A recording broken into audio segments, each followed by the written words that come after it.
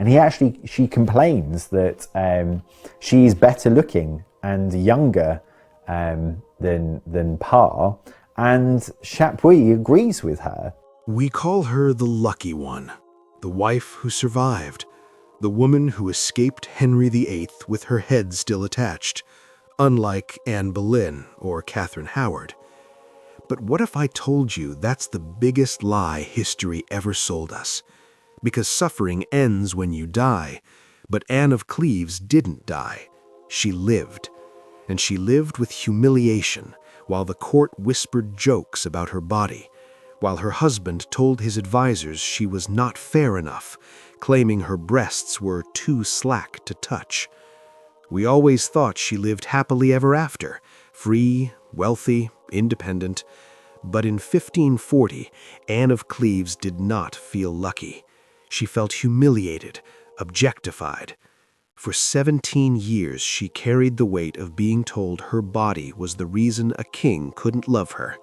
And that title everyone celebrates, the king's sister, it wasn't meant to honor her. It was meant to trap her in a gilded cage where remarriage was impossible and dignity was a memory. This isn't a story about luck. This is a story of survival. Survival under unending torment. Because the blades spared her neck, but it went straight for her heart. Welcome back to History Untold. I'm Alex, and together we'll uncover the hidden secrets of the past. If these untold stories speak to you, hit the like button and join our family. Let's step into the past together. January 7th, 1540. Greenwich Palace. Dawn.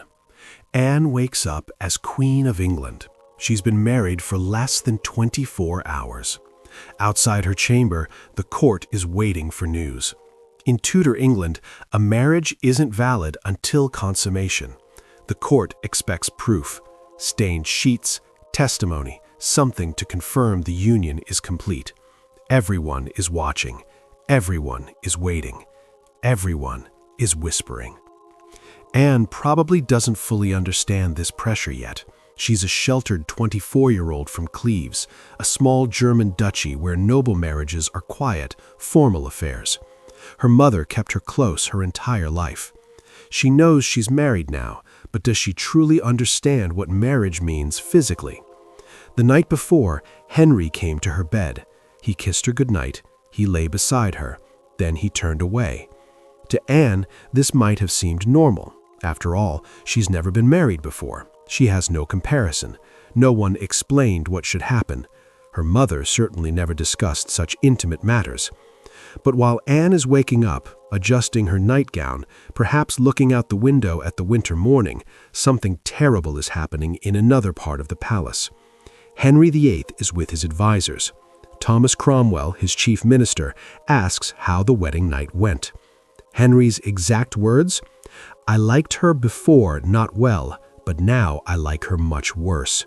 He doesn't stop there. He attacks Anne's body specifically. To Cromwell, he describes her breasts as so slack and complains that her skin hangs loose about her. To his friends at court, he declares she is nothing fair and claims she has very evil smells about her. He says other parts of body make him suspect she's not a virgin.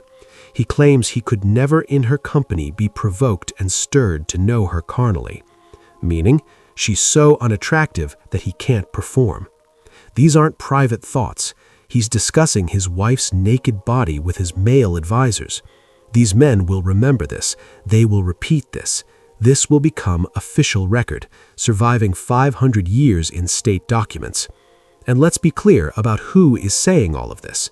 Henry VIII is 48 years old at this time. He weighs over 300 pounds.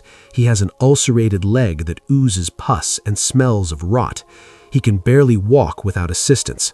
He's had performance issues for years, but he's the king, so his failure becomes her fault. His inability becomes her inadequacy. Meanwhile, Anne is in her chambers and the whispers have reached her. Imagine being a woman in 1540. Your body, your virginity, your appearance, your fertility. These are state matters, political assets, topics for male discussion. You have no privacy. Your wedding night is public property. Now imagine sensing that men are discussing your naked body, your skin, your virginity. You don't know exactly what they're saying, but you know something is terribly wrong. Anne has to defend herself. She insists to her ladies-in-waiting, with as much dignity as she can gather, that she is a maid, that the marriage has not been consummated because the king has not known her. She explains herself carefully because she must. Her future depends on it. Today, many of us think Anne of Cleves was lucky that Henry found her unattractive, but in 1540, where a woman's worth is measured entirely by her husband and her marriage, Anne of Cleves didn't find herself lucky at all, at least not at that time. Imagine being stuck in an unknown country among strangers who don't speak your language, and suddenly you're forced to explain again and again to other women that you're a virgin. And the worst part? She doesn't understand why she has to explain this at all. In Cleves, modesty mattered. Silence was a virtue. A woman did not speak openly about her body, especially not to strangers. Now Anne is forced to answer intimate questions in a foreign court, among people who speak a language she barely understands, about things she was taught never to name. The humiliation is not only in the accusations, it is in being required to respond to them, in being made to account for her own body, in having to prove that she is acceptable after others have already decided she is not. It's only January 7th, 1540. Anne has been queen for 1 day. She doesn't know it yet, but her marriage is already over. In Henry's mind, she has already failed. Now he just needs a way out. But who is this woman who woke up a queen and went to bed a problem? To understand that, we need to go back to a quiet duchy in Germany, where a girl named Anne was raised for a life she would never have. September 22, 1515, Cleves, Germany. Anne is born the second daughter of Duke John III. Cleves is not a major power. It's a small duchy in the complicated maze of German territories. Anne is not raised to be a queen. Her childhood is quiet and sheltered. She speaks only German. She can't play instruments, sing, or dance. This isn't neglect. Her parents simply didn't expect her to need these skills. She was meant for a simple life, a respectable German marriage, managing a household, bearing children. If you want to know more about Anne's early life and upbringing in Cleves, check out my full video on Anne of Cleves. The link is in the description. When Anne is 12, plans are made to marry her to Francis, the Duke of Lorraine's son. The match collapses by 1535. At the time, it means nothing, just another failed negotiation. But this pre-contract will come back to haunt her. Years later, Henry VIII will use it as legal grounds to destroy her marriage. In October 1537, Jane Seymour, Henry VIII's third wife, dies 11 days after giving birth to Prince Edward. Henry is widowed. He needs a new wife. More importantly, he needs political allies. England is isolated. France and Spain are growing closer, encouraged by Pope Paul III, who isn't a fan of Henry. In fact, in December 1538, the Pope enacts a bull of excommunication against Henry that had been dormant since 1535. Henry needs friends. He's willing to look outside the powerhouses of Spain and France to find them. Thomas Cromwell suggests a German alliance, Protestant princes who might support England. Anne of Cleves is mentioned. Summer 1539. Hans Holbein, the great court painter, is sent to paint Anne's portrait. The painting shows a serene, dignified woman, pale skin, dark eyes, formal dress. It's accurate, but it's also emotionless, a formal state portrait, not a window into personality. Henry falls in love with a painting. October 4, 1539. The marriage treaty is signed. Anne has no choice in this. Her brother, Wilhelm, now Duke after their father's death, agrees to the match. For Anne, this is duty, not desire. December 1539. Anne crosses the English Channel in winter. The crossing is rough, delayed by storms. She's exhausted, seasick, and terrified. She arrives on December 27th. She's about to meet a husband she's never seen except in paintings. She has no idea it's about to change everything. January 1, 1540, Rochester. Anne is staying at Rochester, and Henry VIII decides to surprise his bride. He arrives dressed in a colorful costume. This is a game he loves, the king in disguise, recognized by true love.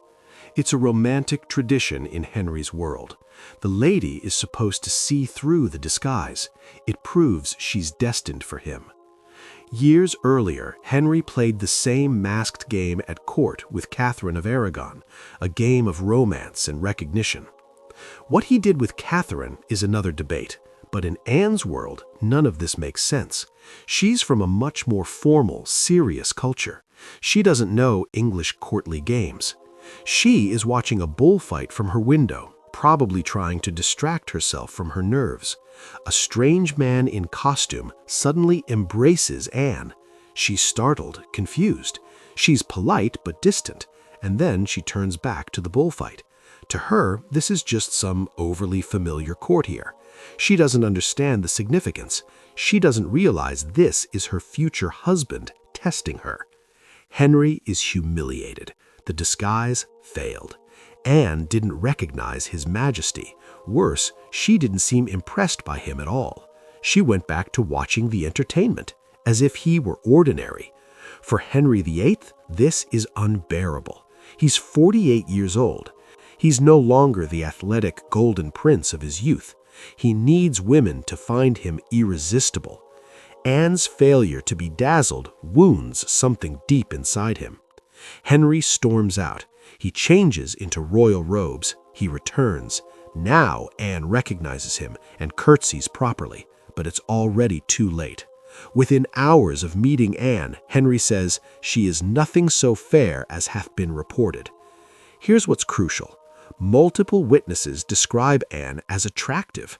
The French ambassador finds her pretty. Other courtiers say she's pleasant-looking. The problem isn't Anne's face.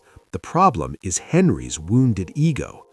January 6th, 1540. They marry at Greenwich Palace anyway. Political pressure makes it impossible to back out. Anne's brother, Wilhelm, is allied with Henry now. Canceling would be an international insult, so Henry goes through with it. But in his heart, he's already planning the exit. This brings us back to that morning after, to Henry's council chamber, to the moment he began destroying her reputation to save his own. From January to May 1540, Henry comes to Anne's bed for not more than a few times. That's all. No consummation, no real intimacy, no explanation. Weeks pass. Anne's ladies-in-waiting start asking careful questions. "What passes between you and his majesty?" Anne explains, genuinely, "He kisses me, and taketh me by the hand, and biddeth me good night, sweetheart, and in the morning kisses me, and biddeth me farewell, darling. Is this not enough?" Lady Rutland's response, "Madam, there must be more than this." Imagine Anne's confusion. She's 24, sheltered her whole life. Her mother never explained marital relations. She genuinely doesn't understand what's missing. But Henry is building his legal case. He tells his counsel she's physically repulsive. He describes her body in humiliating detail. He claims he could never in her company be provoked and stirred to know her carnally. These are Anne's most intimate details: her body, her physical appearance, her virginity. All of this becomes official state record. His advisors hear it. It's written down. It survives 500 years.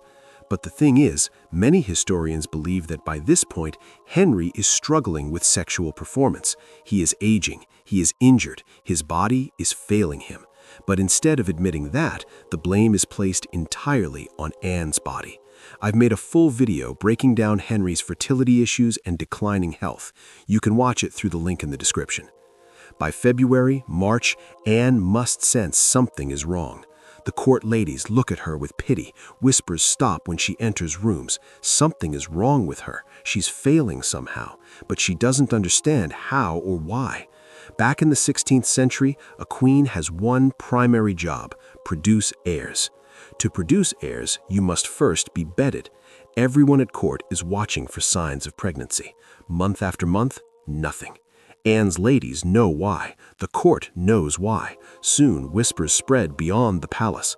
By May 1540, Henry is infatuated with Catherine Howard. She's 19 or 20 years old, one of Anne's ladies-in-waiting.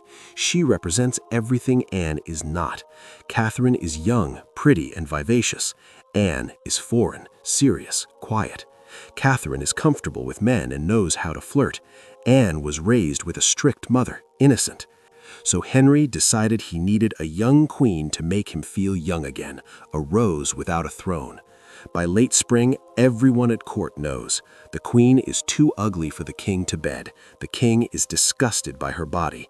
Anne might not understand all the English words, but she understands the looks. She understands being avoided. She understands humiliation. Early July, Anne is summoned. She's told there are questions about the validity of her marriage. The council wants to examine the pre-contract with Francis of Lorraine. What they don't say directly, Henry wants out. Anne knows Henry's history and what happens to queens who don't cooperate. July 10th, 1540.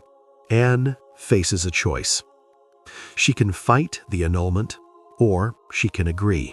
If she fights, she could end up like Catherine of Aragon, banished, or Anne Boleyn, dead. If she agrees, Henry promises to be generous. Anne writes to Henry, formally agreeing to the annulment. She acknowledges the clergy's judgment and confirms the marriage is void. As part of the settlement, she accepts the title the King's Sister, a status that grants her honor and rank at court, but also effectively prevents her from remarrying in England. She signs it, Your Majesty's most humble sister and servant, Anne, the daughter of Cleves. No longer the Queen, just Anne. She sends back her wedding ring. She asks that it be broken to pieces because it now has no force or value. Imagine what this moment feels like. The ring that made her queen, the ring that represented her only marriage, destroyed. By age 25, Anne has lost her crown, her title as wife, her chance at children, and her dignity. Most painful of all, her understanding of her own worth. She came to England thinking she was acceptable, even pretty. Now the most powerful man in her world has declared her repulsive. But Henry is generous, remember? He gives Anne a fortune, £4,000 a year, multiple estates including Hever Castle, Richmond Palace, the title, the King's beloved sister. She will outrank every woman except the Queen and princesses. The conditions no one states explicitly. Anne must stay in England. She cannot return to Cleves. She cannot remarry without Henry's permission. She must remain visible, nearby, and silent about her treatment.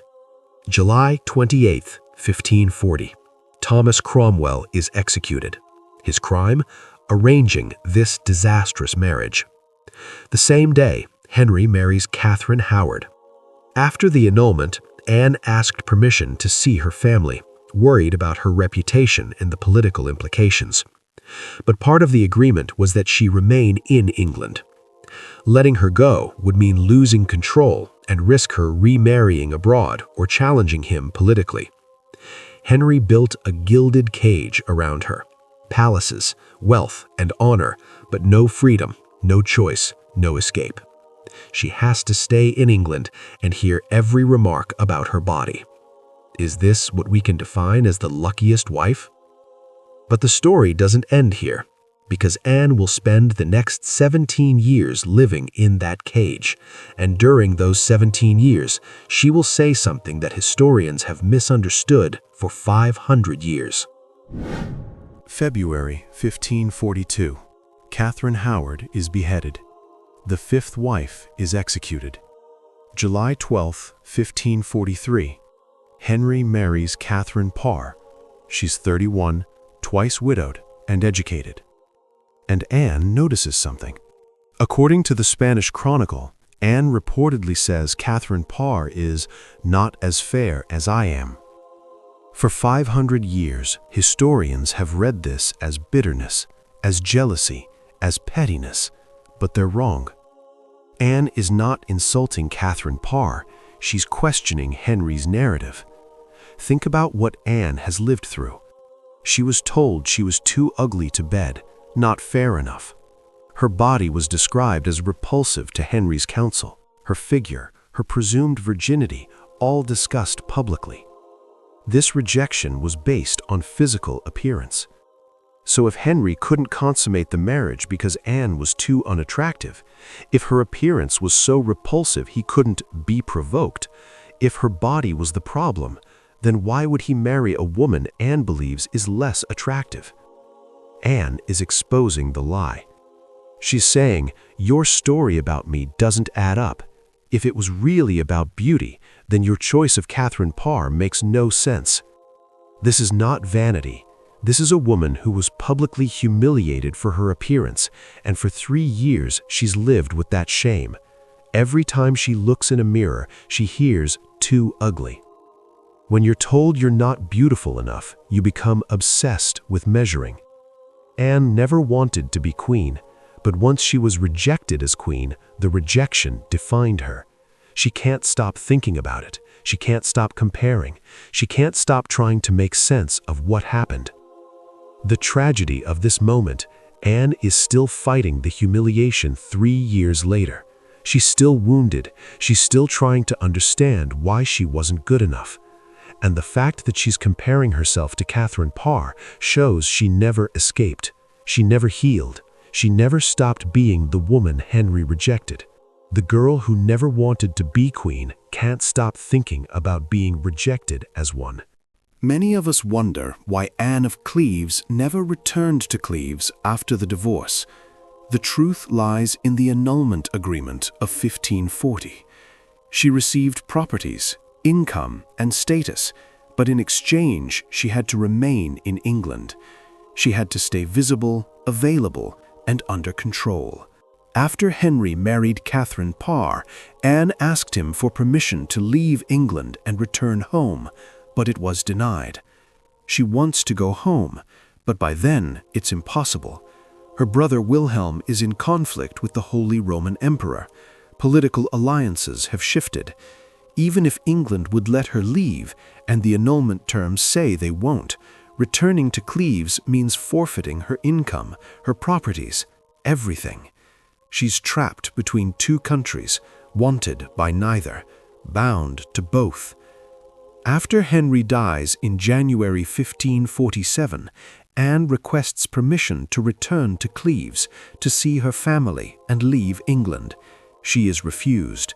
She petitions again during Edward VI's reign, refused, and again under Mary I, refused.